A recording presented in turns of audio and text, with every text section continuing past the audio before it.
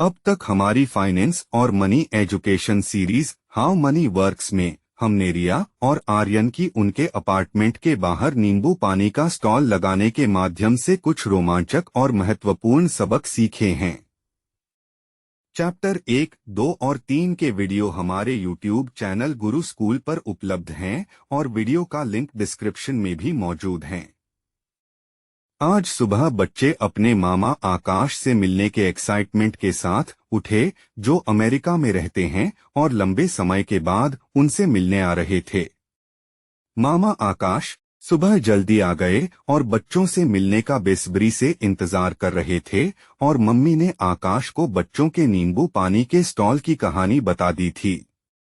बच्चे जब मामा से मिले तो आकाश ने आर्यन को $1 दिया और एक नींबू पानी बनाने को कहा।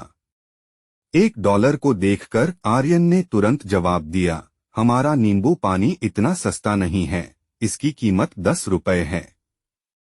जवाब सुनकर हर कोई मुस्कुरा दिया और पापा ने इसे बच्चों को इंटरनेशनल करेंसी के कॉन्सेप्ट के बारे में समझाने के एक अवसर के रूप में देखा।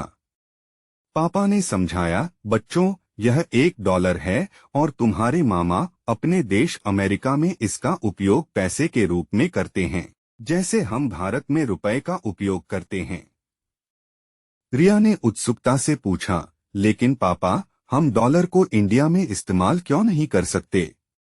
पापा ने बच्चों को समझाया, करेंसी देश की चाबी की तरह है। जैसे हमें ताला खोलने के लिए सही चाबी की जरूरत होती है, वैसे ही हमें किसी भी देश में सामान को खरीदने के लिए सही करेंसी की जरूरत होती है।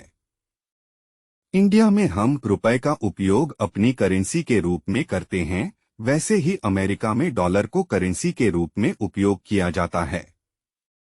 आर्यन ने समझदारी के साथ कहा, मतलब डॉलर यहाँ इंडिया में काम नहीं करेगा और हमारा रुपया अमेरिका में काम नहीं करेगा? पापा ने कहा, बिल्कुल सही, हर देश की अपनी करेंसी होती है और जब हम इंटरनेशनल ट्रैवल या ट्रेड करते हैं तब विदेशी करेंसी का उपयोग होता है और इसके लिए हर करेंसी का एक्सचेंज रेट जानना जरूरी है। एक्सचेंज रेट हमें एक्सचेंज वैल्यू समझने में मदद करते हैं कि एक देश की करेंसी की वैल्यू दूसरे देश की करेंसी की तुलना में कितनी है, और यह हमारी ग्लोबल इकोनॉमी का एक बहुत महत्वपूर्ण हिस्सा है।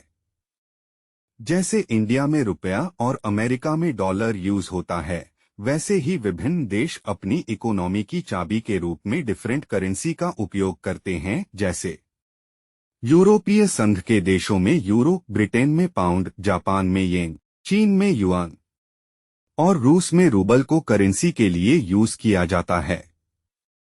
इस प्रकार हर देश की अपनी ऑफिशियल करेंसी होती है। हमें यह भी याद रखना चाहिए कि डॉलर को सभी करेंसी में सबसे स्टेबल माना जाता है। प्रत्येक करेंसी की वैल्यू बदलती रहती है और यह करेंसी एक्सचेंज रेट के हिसाब से निर्धारित की जाती है। जैसे $1 की वैल्यू लगभग $83 है, उसी तरह $1 की वैल्यू लगभग 14,786 येन या फिर 97 रूबल के बराबर है। आखिर में रिया ने कहा कि इसका मतलब है कि मामा हमें हमारे नींबू पानी का बेहतर प्राइस दे रहे हैं, लेकिन हम इस डॉलर का उपयोग भारत में नहीं कर सकते। पापा ने बच्चों की समझ की तारीफ की और कहा कि इसका उपयोग भारत में सामान खरीदने के लिए नहीं किया जा सकता, लेकिन यह डॉलर हमें इंटरनेशनल करेंसी और उसके अलग अलग फॉर्म्स को समझने के लिए एक बहुत वैल्यूएबल सबक देता है। गुरु स्कूल में हम महत्वपूर्ण फाइनेंशियल कॉन्सेप्ट शॉर्ट स्टोरीज के माध्यम से प्रस्तुत करते हैं। ऐसे ही ज्ञानवर्धक और मजेदार वीडियोस के लिए हमारे चैनल गुरु स्कूल को सब्सक्राइब करें। इसके साथ ही पापा ने आज की सीख को दोहराया। अलग अलग करेंसी, पैसे के ही डिफरेंट फॉर्म्स हैं।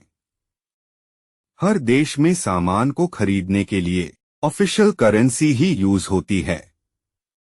एक देश की करेंसी दूसरे देश के मुकाबले कितनी वैल्यू होल्ड करती है, यह एक्सचेंज रेट से समझा जाता है। इंटरनेशनल करेंसी ग्लोबल इकोनॉमी का एक बहुत महत्वपूर्ण हिस्सा है। हमें विश्वास है आपको ये वीडियो पिछले सभी वीडियो की तरह ही पसंद आया होगा। यह हमारी कोशिश है एक फाइनेंशियली जागरूक समाज बनाने की, तो कृपया इस वीडियो को लाइक, कमेंट करें और वीडियो को अपने दोस्तों के साथ शेयर करके हमारे साथ जोड़ें और हमारे चैनल को सब्सक्राइब करें। इंटरनेशनल करेंसी के कॉन्सेप्ट को समझने के बाद आर्यन और रिया अपने मामा के लिए नींबू पानी तैयार करने में व्यस्त हैं और इस बीच हम कुछ नए कॉन्सेप्ट तैयार कर रहे हैं आपसे फिर मिलने के लिए। तब तक हमारे चैनल गुरु स्कूल से जुड़े रहें।